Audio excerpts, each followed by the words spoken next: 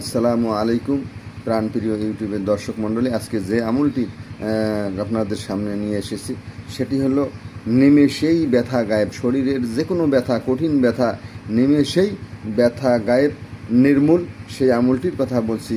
আমলটি অবশ্যই ঈমান এবং ইখলাসের সাথে একমাত্র আল্লাহর সাথে যোগসূত্র স্থাপন করে এই আমলটি 7 বার পাঠ করবেন। এই দোয়াটি 7 বার পাঠ করবেন, ইনশাল্লাহ নিমেষেই ব্যথা গায়েব হয়ে যাবে।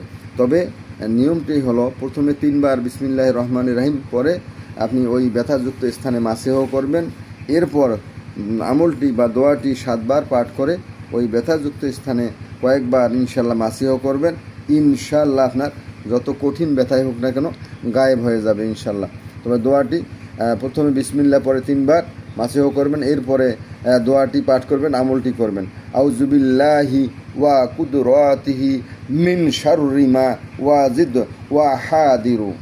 আবার বলছি আমি, আউযুবিল্লাহি ওয়া কুদরাতিহি মিন শাররি মা ওয়াজিদ ওয়া হাদিরু। এই দোয়াটি ইনশাআল্লাহ আমলটি কমপক্ষে 7 বার।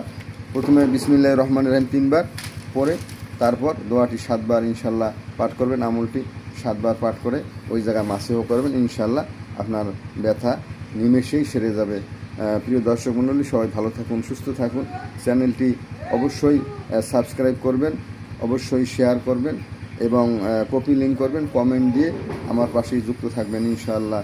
সবাই ভালো থাকুন, সুস্থ থাকুন, নিরাপদে থাকুন। সবাইকে অসংখ্য ধন্যবাদ।